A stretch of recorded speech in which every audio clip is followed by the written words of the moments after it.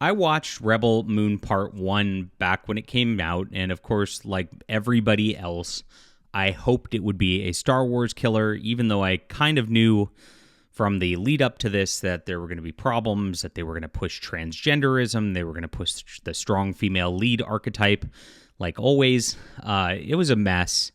And honestly, it was not the wokeness that really made it a mess. It was just such a scattered nonsense of a film that it was completely unmemorable. It really didn't hit any good beats. And, you know, maybe I was hoping part 2 would make up for it. I've not watched it yet. I'm going to be probably checking that out tonight. Maybe I'll post a review over the weekend. But it's not looking good. It's really looking bad for Zack Snyder.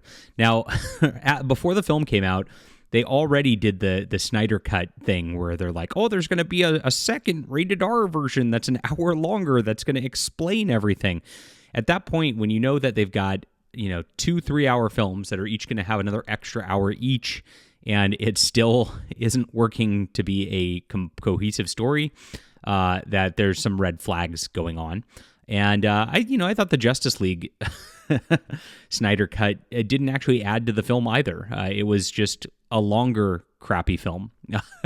Sorry, Snyder Bros, if you're going to get triggered by this. Leave a comment about how triggered you are and how much you hate me and all that. I appreciate it. I get that quite a bit here on the channel. It's for being honest. What can you do? But I'm a better writer than Zack Snyder, and I write better science fiction. I write a better Star Wars killer. This is Justified Saga of the Nano Templar. I've been promoting this on my Warhammer 40k videos if you've been watching over the past couple days. And a bunch of you have picked this up, and I really appreciate it. This book here is what Star Wars should have been, what Rebel Moon should have been. And if, there's a film director out there who's not scared of something unabashedly, I'd say, badass, then check this out. This link, I'll put it in the description below. It's on my Amazon page too, and you'll really love this book if you love science fiction. Trust me on that. And thank you guys for supporting our books. I really appreciate that, the outpour over the past week. You guys have been amazing. Thanks so much again. So let's get into what I just saw on Culture Crave, which is Rotten Tomatoes scores for Rebel Moon films on the day of opening. Part 1, 21%, which is dismal. Part 2, 13%. Oof, painful. The lowest rated films in Zack Snyder's career. Now, this got my attention and got my spider sense coming up, and I'm like, I want to rubberneck and look at what these reviews say, because I've not watched the film yet. I hope I don't get spoiled here. Well, do I even care if they're spoiled? No, I don't. I really don't care, chat. So here we are. I guess it moved up a little bit. It's at 16% now.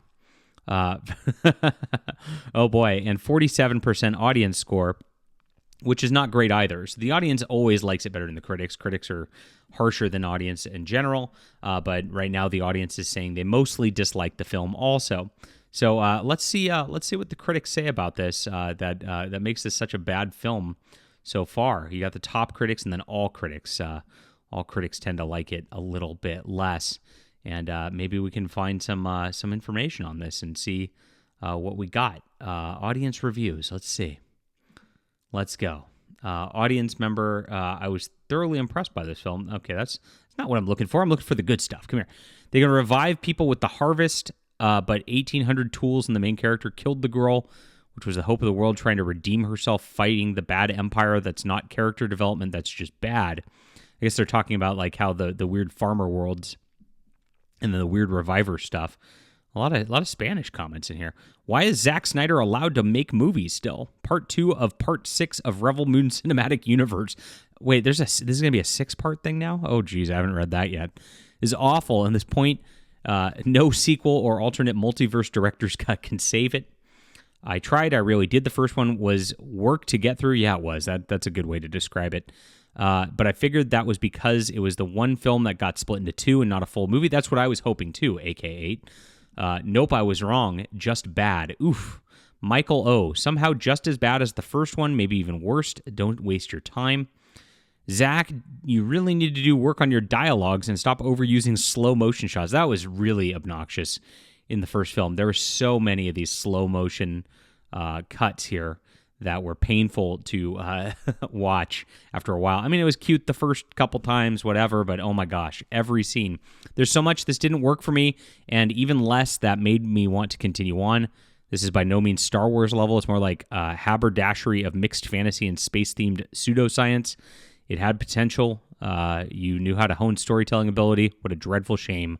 These were not a good batch of movies. This was an overbloated CGI war-filled nonsense. There's no sense of scope, no standout performance to make it memorable, and a waste of a female protagonist. Oof. Yeah, it's a no from me. Derivative is one thing. I don't get why people hating on it for that. The bad writing, directing are the main issues. Ouch. So, not looking good. Representation of our expectations were low, but holy F, meme. Oof, oof, oof. Not looking good for Rebel Moon. And so, okay, it's only 2 hours. I'm going to try to make it through 2 hours of this tonight and see if I can actually stomach sitting through this movie. It was painful enough. I actually tried to read the comic adaptation, which he hired trans activist Max Visaggio to write. And I read the first issue, and it read like backstory. And it was a backstory of a character. But you try not to info dump backstory like as a writer. You try to like make an actual storyline out of it. It was so painful to read. It was even worse than the film. And I expected that from Max Visaggio. Now, I also expected some weird trans stuff to be inserted in there because that's what Brian, a.k.a. Mags, does. But Zach just hired Mags for the virtue signal.